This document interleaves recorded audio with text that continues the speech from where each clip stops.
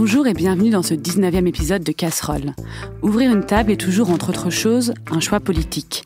Choix de ce qu'on va servir aux gens, choix de comment on va les accueillir, de combien on va les faire payer, choix du lieu où l'on s'installe, dans quelle ville, dans quel quartier, choix d'y faire venir ou d'y impliquer ou non la population qui y vit. Certaines personnes, elles, font le choix d'ouvrir des lieux dont l'engagement politique est en premier plan, des lieux dont la volonté est autant de créer du lien que de bien manger. C'est le cas de mes deux invités d'aujourd'hui. Vanessa Krisev, cuisinière et fondatrice du Réchaud, association montée par 10 femmes qui, à la base, est un projet solidaire itinérant avec des ateliers de cuisine et des repas distribués par et pour les migrants, notamment dans le nord de la France. Le Réchaud ouvrira ce mois-ci sa table dans le 16e arrondissement de Paris. Bonjour Vanessa. Bonjour, bonjour. Et nous sommes avec Hélène Tavera, l'une des membres fondatrices du 4C, collectif Café, Culture, Cuisine, qui est une association de la Goutte d'Or, quartier populaire du 18e arrondissement de Paris, qui organise depuis 2015 des événements autour de la cuisine dans le quartier et qui va aussi ouvrir incessamment son espace rue de la Charbonnière. Salut Hélène. Bonjour tout le monde. Alors aujourd'hui, on n'a pas de chroniqueuses, elles sont toutes les deux en vadrouille sur les routes de France, mais je me suis quand même permise de ramener de la bière et j'ai ramené des bières de la Goutte d'Or. Hélène, je pense que vous les connaissez. Ah oui, on les connaît bien, surtout qu'elles portent des noms de quartier ou des noms de rue. C'est ça. Et la petite histoire, c'est qu'elles sont faites avec des épices de la Goutte d'Or, pour certaines. Voilà. Ça, c'est intéressant. Alors, les 4 premières ont été faites en ce sens-là. On n'a pas encore la rue Charbonnière, mais peut-être que ça va venir avec votre association. Oui, la Charbonnière, mais je crois que je me demande si elle n'existe pas déjà. En fait. Ah ouais, je la connais pas. Là, on a la Mira. Ouais. Et à Château-Rouge et à Ernestine. Enfin, il y a plusieurs noms de rues aussi. Avant toute chose, je voulais vous demander, toutes les deux, vous êtes fondatrices d'une association qui, à la base, est une association itinérante. Pourquoi vous avez eu envie ou besoin d'ouvrir un lieu sédentaire ? Ça s'est un peu fait par opportunité, aussi parce que après 3 ans de nomadisme, on se rend bien compte qu'on a besoin d'une base. C'est une logistique qui est très lourde, la cuisine. Les ateliers collaboratifs, c'est une logistique encore plus lourde. Et nous, depuis 3 ans, on est dispatchés aux 4 coins de la France, y compris de Paris, en termes de box de stockage, de bureaux, de laboratoires pour tout ce qui est préparation. Et là, il fallait qu'on se rassemble pour mieux repartir. Et vous, Hélène ? Nous, c'est un peu pour les mêmes histoires de caisse, de déplacer tout le temps notre maison comme des tortues, notre cuisine sur le dos. Donc, on avait ce projet-là. Et effectivement, on était hors les murs. Et maintenant, d'avoir ce lieu qui est dédié, on va pouvoir souffler et travailler différemment, quoi. Voilà. On va parler de ces 2 lieux, évidemment, mais peut-être qu'avant, on peut revenir un peu rapidement sur l'histoire de vos associations. Vanessa, est-ce que vous pouvez nous raconter comment est né le Réchaud ? Alors le Réchaud, c'est avant tout une volonté de cuisinière de redonner du sens au métier et notamment son sens premier qui est celui de l'hospitalité.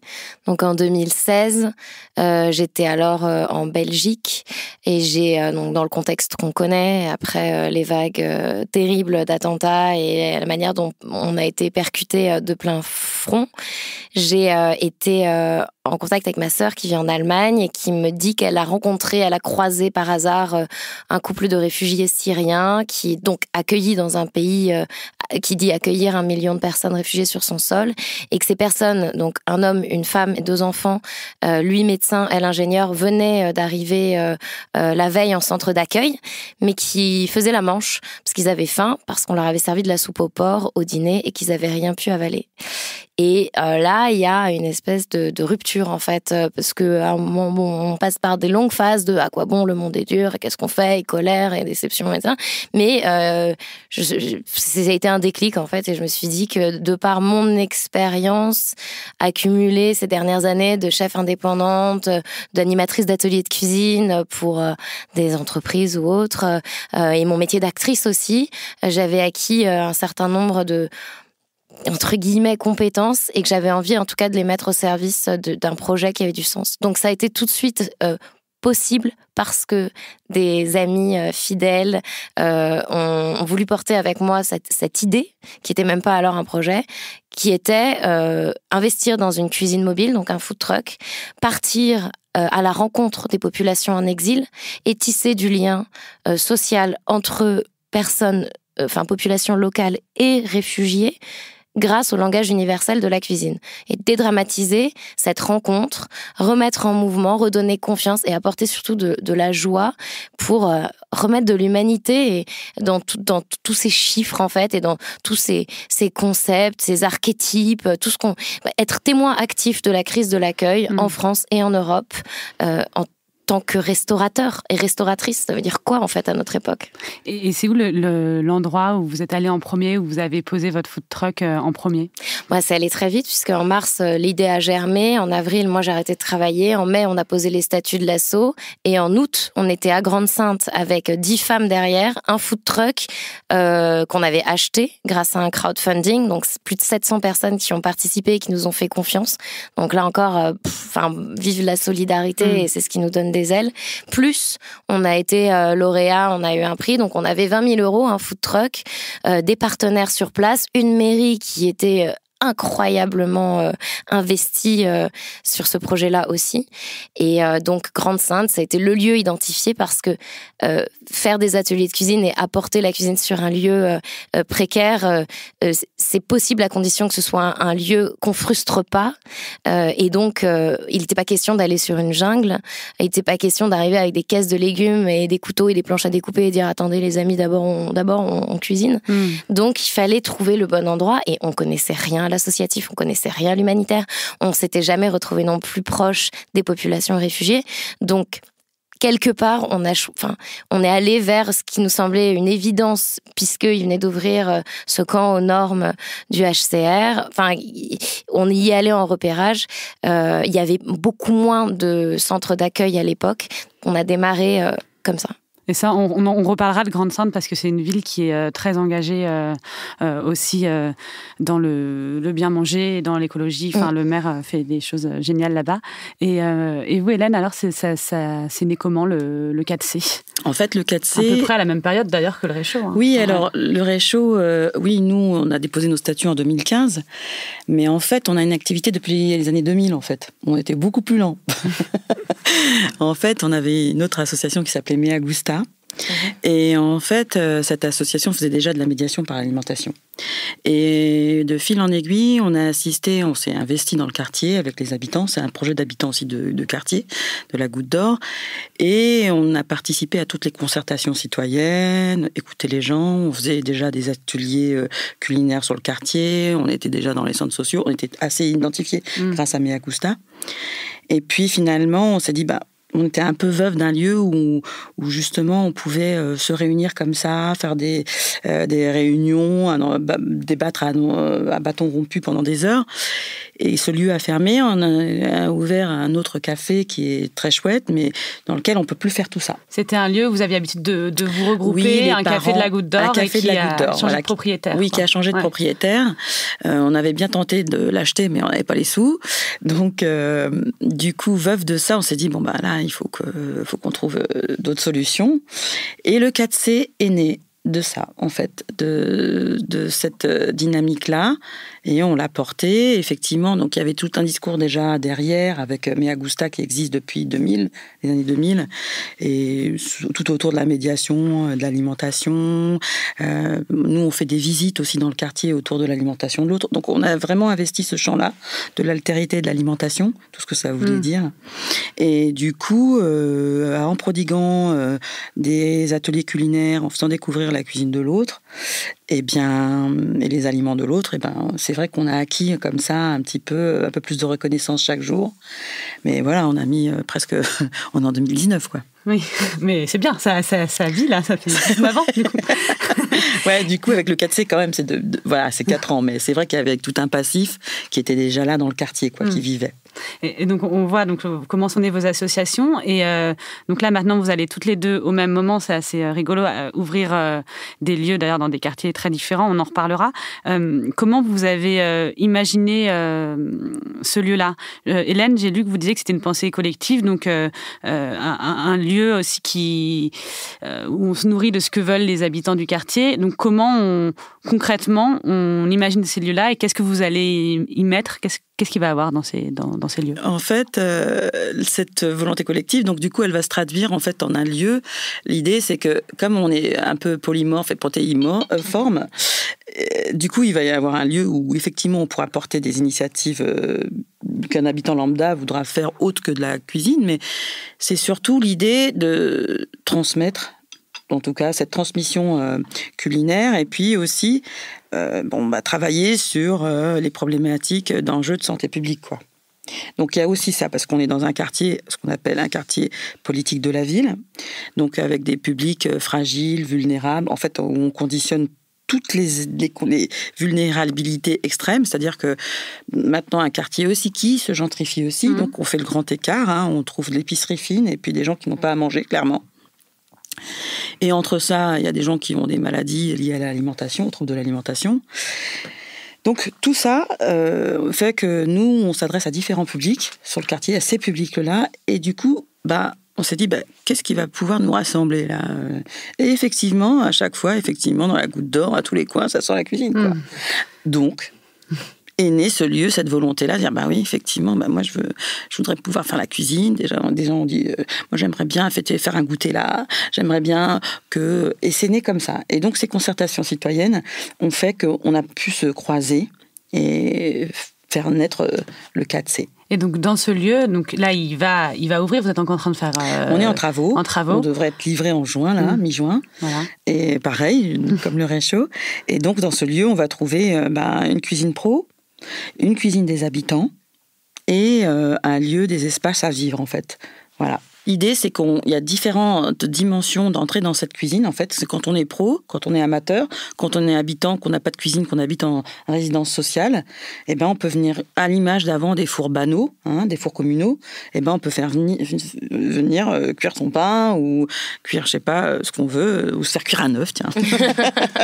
Oui. Non, c'est l'idée. Je dis ça parce que c'est rigolo, mais c'est vrai que même quand on travaille sur le quartier, parce qu'il y a quand même pas mal de gens qui travaillent et qui n'ont pas forcément de quoi se faire à manger correctement, et l'idée de venir trouver une ressource là, ça peut effectivement venir aider quelques personnes. Il y a plein de choses à faire, mais c'est vrai que c'est bien de le dire, c'est qu'on n'imagine pas forcément, même si c'est un quartier très populaire, la Goutte d'Or, qu'il y a des gens qui y vivent et qui n'ont pas de cuisine pour se faire absolument juste, à manger et diversifier son alimentation. C'est-à-dire que aussi il y a des étudiants qui sont là, il y a pas mal de résidences universitaires, des gens qui sont isolés, qui n'ont pas envie de se faire à manger, et donc de retisser comme ça du lien autour de l'alimentation, ça fait sens. Voilà. Et vous, Vanessa, c'est encore très différent ce que vous allez faire. Oui, je pense que la racine, les racines sont communes. Nous, on a 3 vocations à travers ce projet qui découlent de tout notre parcours ces 3 dernières années, et notamment qui est quand même vraiment dans la lignée de ce qu'on a fait à Arras en octobre, donc qui nous a demandé du temps en amont de développement, mais qui était une forme de festival de la cuisine solidaire. Suite à ce qu'on a fait, le Grand Réchaud Arras, est venue cette proposition sur la table de poursuivre ce travail d'inclusion sociale grâce à la cuisine.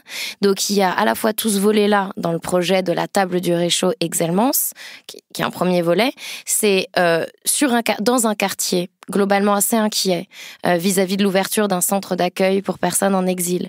Se servir de la cuisine pour ouvrir le centre vers l'extérieur et faire rentrer des personnes qui ne seraient pas forcément rentrées sinon. Donc c'est un premier messager, la cuisine. Parce que peut-être juste on peut rappeler qu'Excelmence, c'est dans le 16e arrondissement. Et pour les auditeurs qui ne connaîtraient pas, c'est un des quartiers les plus chics, et peut-être où le tissu associatif, contrairement à la Goutte d'Or, n'est pas tellement développé. Voilà, on a une espèce de... on va être un îlot de quartiers prioritaires dans le 16e arrondissement. Et c'est hyper intéressant, en fait, comme challenge.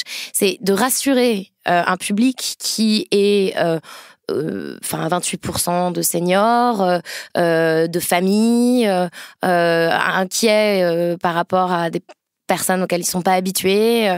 Donc, rassurer les inquiétudes du quartier, qui se voit quelque part imposer un centre d'accueil, et provoquer de la joie aussi. Et quand on creuse un tout petit peu, on se rend compte aussi que parmi les personnes aisées, il y a une misère sociale parfois terrible. Donc, nous, on veut se servir de ce prétexte-là pour continuer notre travail qui est le cœur du Réchaud, c'est l'inclusion sociale et la rencontre de l'autre à travers la cuisine. Et on le fait notamment à travers 2 volets. Un, ça va être du partage de repas. Et ce sera donc une personne résidente du centre, donc exilée, plus un bénévole, qui vont porter un repas à un senior isolé du 16e. Ce repas est gratuit, mais par contre, la condition, c'est d'ouvrir sa porte et d'accueillir l'étranger chez soi et de partager le repas. Donc à 3, ce sera un trio qui se retrouvera 2 fois par semaine et qui partagera un déjeuner ou un goûter. Ça, c'est une première chose. Et deuxième chose, c'est les ateliers collaboratifs du samedi qui donnent lieu à un buffet le soir à prix libre. Donc ça, on veut s'y tenir et à partir dès qu'on aura notre rythme de croisière, ce sera 1 fois par semaine, tous les samedis. Donc ça, c'est la mission inclusion sociale. La deuxième mission, c'est insertion professionnelle. Et ça, c'est pour la première fois qu'on va pouvoir le faire. Jusqu'à présent, on a dit on le fera un jour, mais pour l'instant, on ne peut pas. On l'a fait en marge et là, on va pouvoir l'assumer.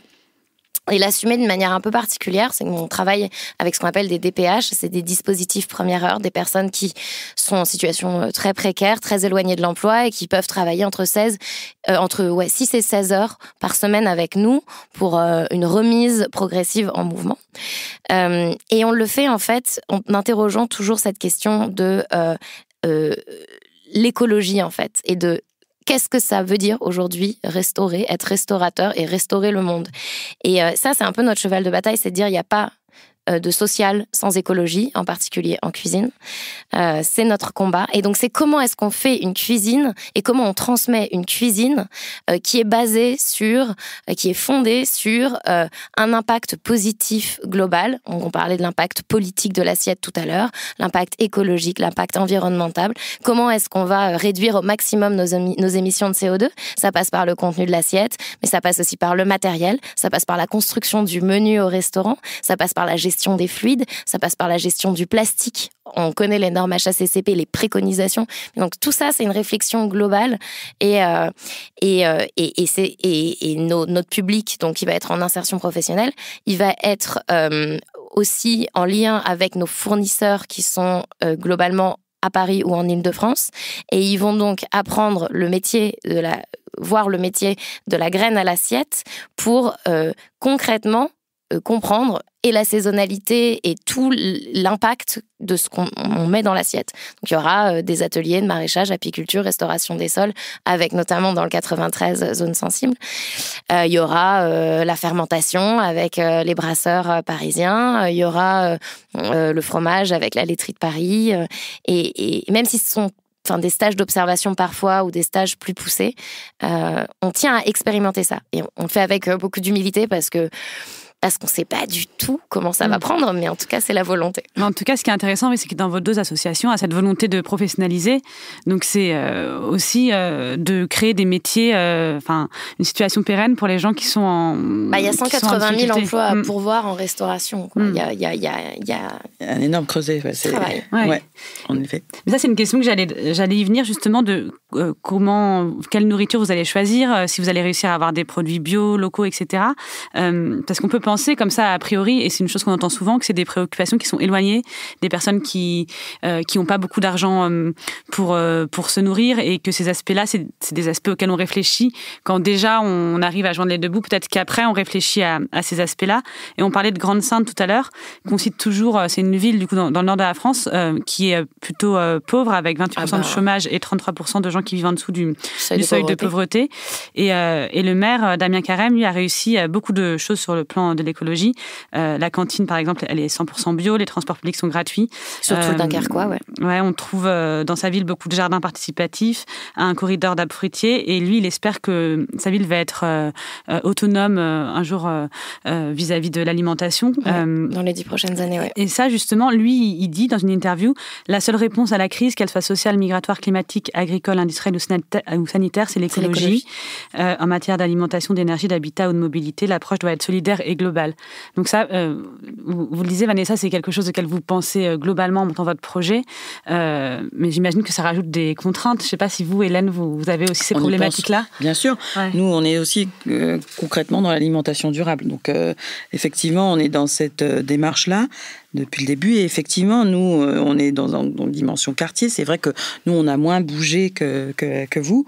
Mais n'empêche que c'est vrai que ce quartier-là, c'est un quartier monde. Alors, donc, les problématiques, nous, effectivement, elles sont venues à nous. Et puis, comme il se passe quand même beaucoup de choses dans ce quartier-là, et notamment autour de l'agriculture urbaine, donc il y a effectivement verger urbain, c'est là où s'est développé quand même tout le réseau Graines de Jardin qui a mis en place tous les réseaux de jardins partagés sur la France et l'Île-de-France.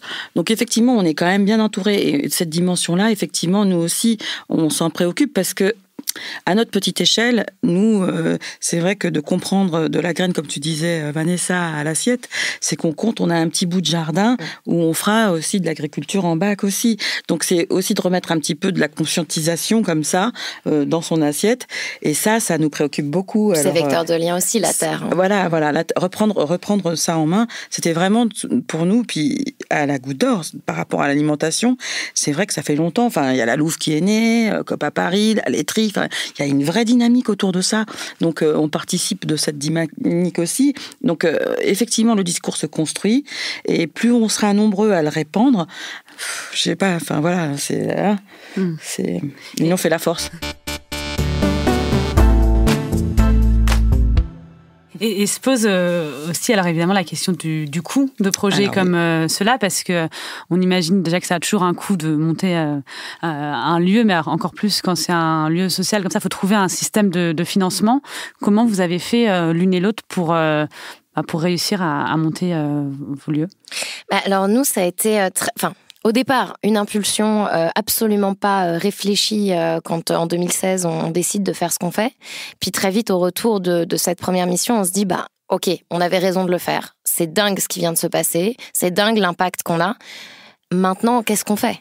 Parce qu'au départ, vous le montez, donc vous dites avec le crowdfunding, mais sans aucun argent, enfin sans apport, sans financement. Ah ouais, sans apport. On part de zéro, on a 32 000 euros sur le crowdfunding, on a 15-20 000 euros qui tombent à côté. Donc c'est une énergie déployée énorme, mais c'est la réponse de tout le monde, qui souhaite soutenir le projet à une simple proposition, quoi. On n'existait pas.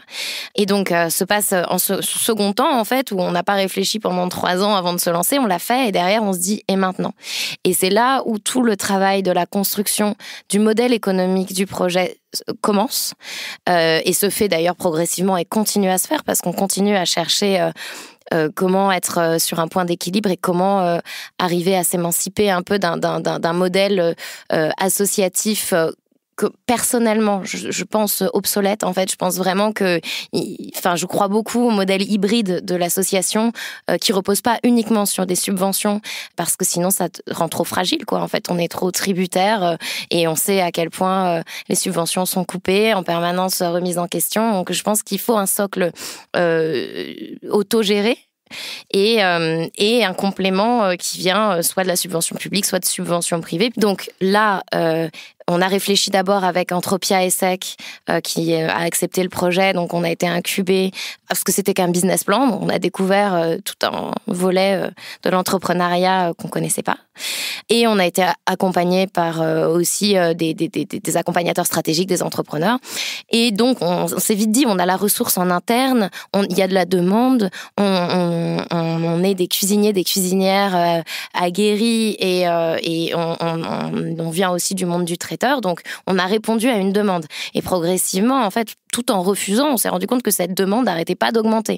Donc, on a fait une partie de notre chiffre d'affaires en 2017 par le traiteur, une partie plus importante en 2018, toujours par le traiteur.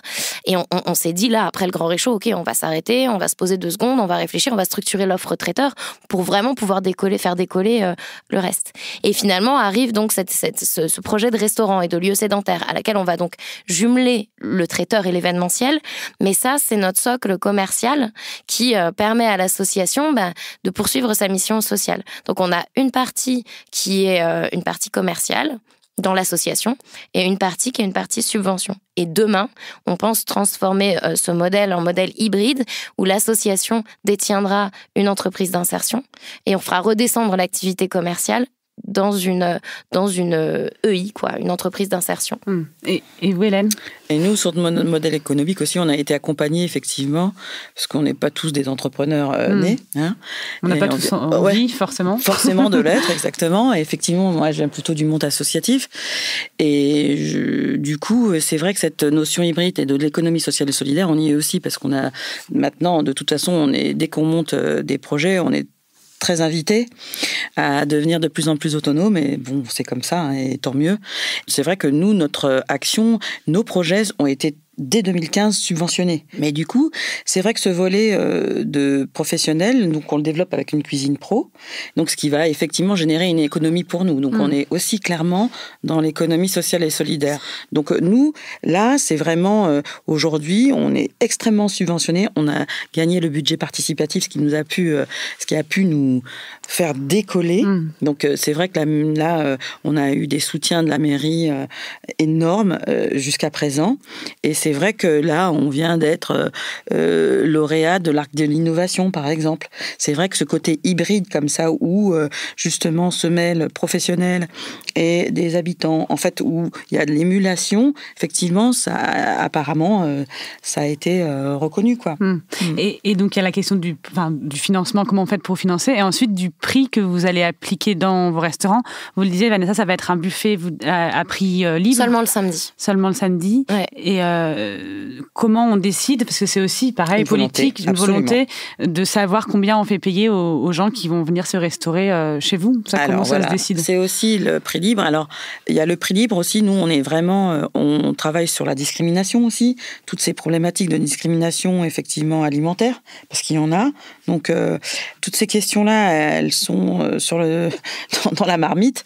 Du coup, ça veut dire que souvent, il y aura des actions à prix libre aussi, mais aussi les repas du midi, la restauration, elle aura un coût minimal. Donc, c'est-à-dire que nous, on est sur une offre à peu près de 30 couverts, mais on sait qu'on peut faire plus, c'est-à-dire au plus bas. Donc, cette économie-là, en fait, il y en a qui vont donner plus parce qu'ils pourront. C'est-à-dire qu'il y a prix libre où on vient pour un tarif X tant d'euros et on a ça, quoi. Mais dans l'idée, vous dites que ce serait quoi le bon prix pour quelqu'un du quartier qui veut venir déjeuner ici le midi ? Eh ben, on est sur un ticket moyen dans le quartier, par exemple, de 8 euros. Donc, le Mira, la cantine Mira qui s'est implantée aussi, qui est l'une des cantines d'Augustin Legrand, dans la Goutte d'Or, il a fait son bol à 6 euros. Alors nous, on s'était dit aussi qu'on reprendrait ça. Il a augmenté 6 mois après. Mais bon, c'est déjà une volonté. C'est très accessible. Pour cette économie d'échelle, ils sont passés au vegan. Du coup, ils ne proposent plus de viande. Alors, on sait que dans le quartier, le véganisme, on n'y est pas encore, mais il y a du chemin. Mais avec des actions comme ça, on y vient. De toute façon, il faut baisser sa production, sa consommation carnée. Ça, c'est évident pour la planète. Donc, on est dans cette dimension-là. Il est vegan ou végé ? Végétarien, non, pas vegan. Il est vegan maintenant. Ah ouais ? Okay. Ouais. Donc, nous aussi, on est un peu dans cette dynamique, mais on sait que si, avec les communautés que l'on rencontre, la viande, c'est encore un marqueur.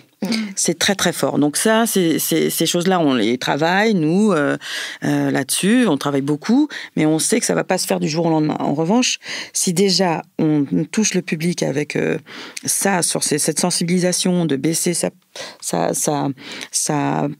consommation carnée, qu'on diversifie davantage son alimentation, on a tout gagné. Oui, parce que effectivement, dans le quartier de la Goutte d'Or, c'est assez intéressant parce qu'il y a beaucoup d'endroits où manger. Vous le disiez, il y a beaucoup de street food aussi, en fait. Même, on voit le Square Léon, là, on le disait, parce que moi j'habite aussi dans ce quartier. Il y a des femmes qui vendent, surtout pendant la période du Ramadan, notamment des pastels, des beignets sublimes. Délicieux. La viande de tout qui coûte 50 centimes. Ouais. Et c'est quand même un quartier où on se nourrit vraiment pour pas cher. Oui. Mais après, il y a effectivement... Alors, monter en gamme et en qualité, voilà. Donc, c'est nous, on est là aussi pour transmettre des messages, mais ça se fera petit à petit. Même à la fête de la Goutte d'Or, on pense, on réfléchit. Alors sans viande, est-ce qu'on a importé ? Parce qu'en plus, notre thème, cette année, c'est notre planète. Donc, même le catering, la cantine des bénévoles, on se dit, est-ce qu'on le fait sans viande ? Alors, tout le monde nous est tombé, quoi ? Comment ? Sans viande ? Mais non, on bosse. Les représentations sont dures. Sont dures. Non, mais il y a un vrai boulot de médiation et de sensibilisation. Donc, on est là-dessus, on y va. Nous, ça fait 20 ans, je vous dis, nos petits pas de fourmis, on y arrive. Il y en a d'autres qui arrivent plus vite que nous. Comme des gros bourrins. Non, pas comme des gros bourrins, mais qui ont déjà tout compris. Peut-être que nous, on était trop lents. Mais c'est parce qu'on faisait pas que ça aussi, quoi. Donc voilà. Et on voit toutes les deux vous raconter, vous, auprès d'un public de migrants, peut-être vous avez découvert d'autres cuisines, la cuisine syrienne. Ouais, mais ça me fait rire justement parce que je rebondis sur les histoires de viande parce qu'un gros travail, nous dès le départ, on a dit pour des questions de coût, pour des questions aussi de stockage, il n'y aura pas de viande, on sera végétarien sur les camps. Et on l'a tenu à 80% du temps, mais quand la cuisine du réchaud était à l'époque à 100% végétarienne, donc ça veut dire que le matin, on cuisinait pour eux et on apportait 150 repas qu'on distribuait au déjeuner. Et ensuite, on leur disait, maintenant, on a apporté des caisses de produits, de matières premières et de matériel et on va cuisiner ensemble et on va dîner ensemble ensuite. Donc, c'était des longues journées.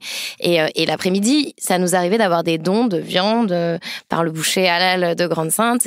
Et donc, il y avait parfois de la viande, mais c'est un travail, et je pense qu'il va prendre des dizaines et des dizaines d'années de réussir à faire comprendre que un repas peut être équilibré sans viande. Et on le voit même dans une culture plus européenne par rapport je pense à mes parents, qui pourtant mangent très peu de viande et qui ont beaucoup évolué ces dernières années. Il y a un truc qui reste très profondément ancré. T'as quand même l'impression que s'il n'y a pas eu la tranche de jambon ou s'il n'y a pas eu... il manque un truc dans le repas, quoi. On voit chez des grands chefs aussi, même des chefs de la nouvelle génération qui n'arrivent pas à imaginer des plats sans viande ou sans protéines animales. Ça, c'est clair. Ouais. Mais du coup, j'imagine que vous avez aussi découvert beaucoup d'autres façons de cuisiner, d'autres recettes aussi en étant... La cuisine alternative aussi, ouais. Comment on est arrivé jusque-là? C'est mon goût aussi, moi c'est ce que je suis. C'est aussi du métissage. Mes parents sont arrivés dans les années 60. L'alimentation, c'est toute l'histoire de l'alimentation qui est derrière aussi. Donc, je dirais que cette connaissance en fait de l'alimentation de l'autre, en tout cas pour ma part, j'ai l'impression d'être tombée dedans, quoi. C'est-à-dire que j'ai toujours eu différentes cultures. Je suis métissée, donc je suis d'origine malgache et corse. Bon, voilà, personne n'est parfait. Mais donc c'est aussi ça. Et je me suis effectivement très vite orientée vers l'alimentation, d'un point de vue littéraire, anthropologique. Enfin bref, c'est vraiment des choses qui m'ont marquée. Donc l'alimentation de l'autre, oui, ça a toujours été à la maison, quoi. Mais moi, j'ai découvert aussi grâce à vous, Hélène, du coup, le principe des cuisines collectives, parce que c'est quelque chose que vous allez faire. Donc, oui. J'ai vu un documentaire là-dessus qui se passe au Québec. Donc, l'idée, c'est des habitants qui se retrouvent pour cuisiner ensemble. Au Québec, c'est né grâce à une Québécoise qui s'appelle Jacinthe Ouellette, qui a proposé à sa sœur et à une copine de cuisiner ensemble parce que c'était une mère qui avait 2 enfants, une mère célibataire qui n'arrivait pas à nourrir ses enfants à la fin du mois, qui galérait, qui a proposé donc du coup à sa sœur, à une amie de mutualiser leurs frais, de cuisiner ensemble pour dépenser moins d'argent. Et ensuite, un journaliste a relayé et c'est devenu un vrai mouvement. Aujourd'hui, il y a 1382 groupes. 82 groupes au Québec qui font la cuisine collective. Et je trouve ça génial comme concept. En fait, ça n'existe pas qu'au Québec. Au Pérou, par exemple, ils ont aussi des cuisines collectives. En fait, la cuisine collective... En France, pas beaucoup. Alors, très très peu, anecdotiquement. Mais c'est vrai parce qu'on est déjà, on a tellement théorisé sur l'individu. Et donc, on est sur des parcours, effectivement, des cuisines. En Afrique, c'est des cours. Tout le monde fait la main à la pâte. Enfin, les femmes, surtout. Dans les pays d'Amérique latine, la cuisine aussi, c'est l'affaire c'est une affaire collective. Donc même depuis la culture jusqu'à la préparation. Donc c'est vrai que ces réseaux de cuisine collective, nous on s'est dit que ça fait longtemps que ça cheminait effectivement, qu'on avait envie de le faire. On n'avait pas eu l'occasion, mais là avec la cuisine, parce qu'il faut quand même une cuisine pour le faire et avoir des groupes. Et on s'est dit qu'on allait effectivement développer ce concept-là. Et c'est vrai qu'on avait envoyé des émissaires, des gens du groupe sont allés les voir au Québec. Et du coup, on a quelques contacts là-bas au Québec. Et dans le documentaire, le journaliste utilisait une expression que je trouvais belle. Il parlait de la faim, les gens qui arrivent pas à se nourrir à la fin du mois, et il y en a beaucoup, on le disait, et aussi de la faim affective. Mais oui. Et c'est générateur, mais de tellement de joie, en fait. Là, on voyait à Arras, on faisait des ateliers, on a eu jusqu'à 70 personnes autour des îlots qui travaillent ensemble, et à la fin, le buffet était représentatif aussi de ce foisonnement, quoi. Alors, même Michel Troisgros, qui était venu cuisiner, disait, c'est incroyable, c'est la première fois. Alors lui, il avait voulu prendre un groupe pour faire son saumon à l'oseille, qui a été servi à côté d'un curry indonésien. Et il était là, mais c'est fou, tout se mélange dans l'assiette. En même temps, il dit, c'est l'expérience la plus incroyable de ma vie professionnelle, quoi. Et c'est tellement générateur de joie, ça en plus, accompagné de musique. Et c'est vraiment l'impression de retourner à l'essence même de ce que ça doit être que de la cuisine et le collectif. Et c'est aussi un espace où tout le monde est, a priori, à égalité. C'est ça aussi qui est intéressant, c'est-à-dire que quand on mange, on est forcément, normalement, en paix. Et haute. C'est quand même haute, c'est-à-dire que voilà, on fait, on reçoit, on donne, on reçoit tout de suite. Ça c'est un lieu de confiance aussi. Moi je dis toujours, t'as pas d'acte plus intime que de la nourriture, donc te laisser nourrir par quelqu'un, accepter de manger. Il faut être en confiance, en paix. C'est ce dont je parle effectivement. C'est à ce rôle pacificateur. On va pas manger avec son ennemi, c'est pas possible. Donc effectivement, il y a justement, je sais pas si tu connais Kamal Mouzawak, mais c'est un Libanais qui a sa devise, c'est Make food not war.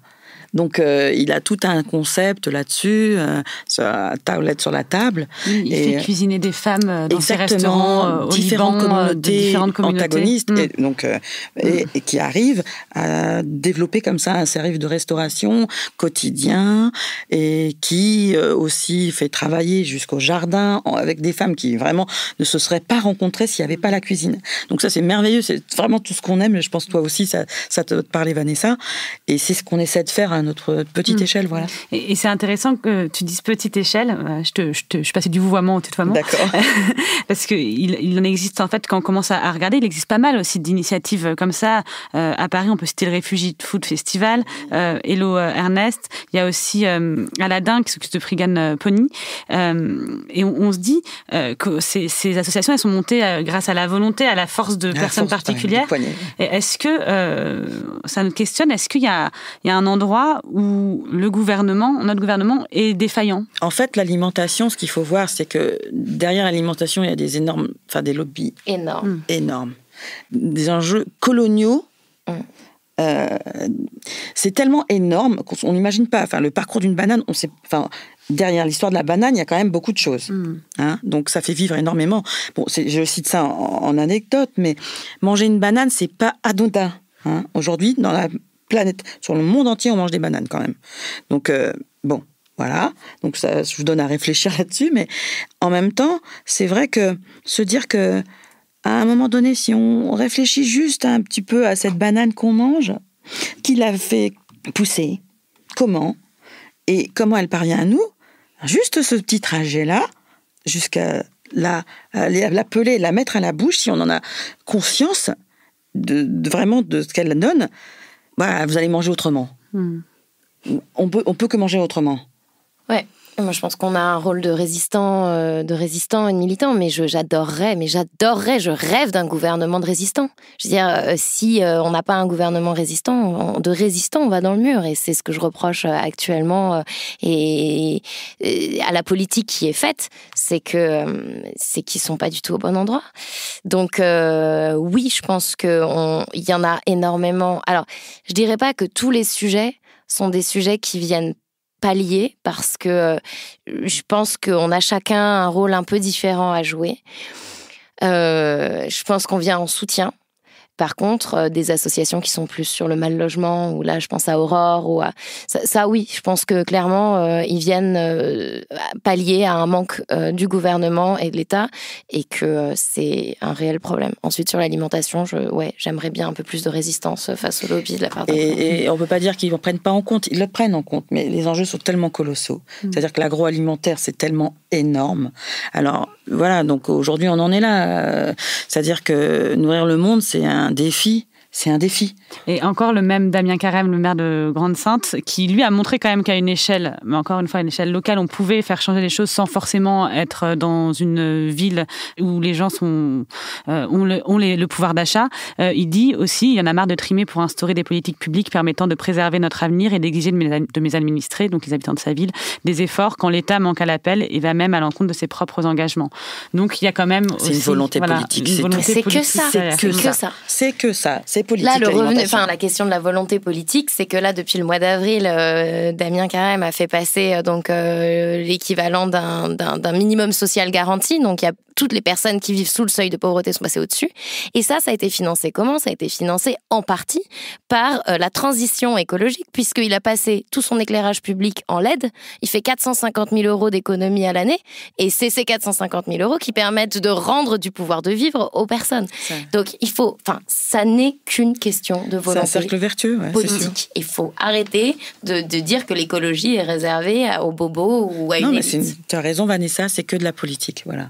Donc après, quand ils comprendront ça, quand ils auront fini de nous nourrir avec de la bip, et ben voilà, parce qu'on sait que mal manger aujourd'hui, ça tue plus que le tabac, par exemple. Point bien final. Sûr. Voilà.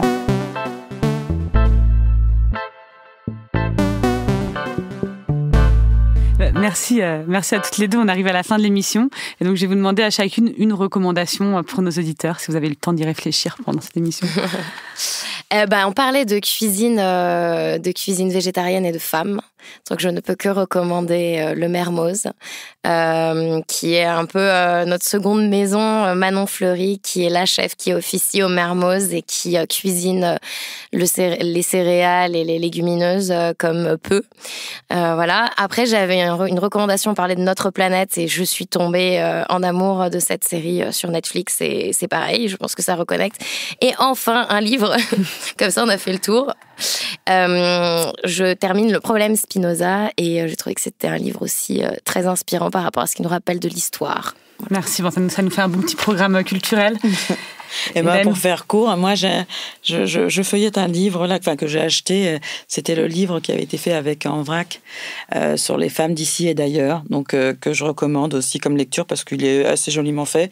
La philosophie est chouette et puis la dimension aussi est sympa. Et puis une adresse aussi. Moi, j'ai une adresse que je chéris, mais comme les bons plans, ça se partage. Elle est dans le 18e. Il s'agit de la Maison Taille que peut-être tu connais. Oui. Voilà, c'est du frais. Bon, alors effectivement, il fait de la viande, il fait du poulet, mais il a une offre très, très à prix modique qu'on aimerait pouvoir suivre. 5 €, c'est 4,50 €. 4,50 € et voilà, on y mange bien et c'est mieux qu'un sandwich. Et donc, voilà. Et donc une lecture, un resto. C'est voilà, bien, hein, je demandais un conseil. Voilà. Je faire toute la je voudrais faire de la pub pour Louvre, voilà. mon pote Louvre. Voilà. Et moi, je vous conseille bien sûr de suivre et soutenir les projets de nos invités. Je vous mettrai le lien de leur page Facebook, Instagram. Là, juste, si je peux me permettre, on a posté notre projet sur la Fondation Aviva. Alors, on est tellement nuls en communication, mais on va essayer de se perfectionner. Mais si vous n'avez rien à faire que de vous inscrire sur la Fabrique Aviva, cliquez, ça nous aiderait. Voilà, je mettrai le lien sur la page. Donc moi, je vous recommande aussi de suivre la page Facebook des Petits-Déj de Flandre. C'est des habitants du quartier de Stalingrad qui s'organisent avec les commerçants pour distribuer des petits déjeuners aux migrants. Super. Et leur page Facebook est vraiment bien parce qu'ils relatent à chaque fois leurs difficultés, mais aussi les beaux moments qu'ils vivent, les histoires des gens qu'ils rencontrent. Je pense qu'il y a plein d'associations, mais la leur est particulièrement bien. Et ça me fait penser au carnet de solidarité de Julia Montfort aussi. On va vraiment avoir une énorme bibliographie. Et je finis par un livre, parce qu'on n'est pas assez long, de Massimo Bottura, qui est un grand chef italien triplement étoilé. Et c'est un livre qu'il a fait avec plein d'autres chefs. En fait, il avait monté pendant l'Expo Universelle de Milan le Refettorio Ambrosiano, où des grands chefs venaient cuisiner les invendus de l'Expo Universelle. Ils en faisaient des super recettes de cuisine et c'était dédié aux gens qui n'avaient pas beaucoup de revenus, qui pouvaient aller manger là-bas. Et le livre est vraiment génial. Voilà, moi, je lis pas beaucoup de livres de recettes, mais celui-là, c'est vraiment un de mes préférés. Il est très chouette, c'est vrai. Voilà, Le pain et or, il s'appelle. Je sais pas si je l'avais dit.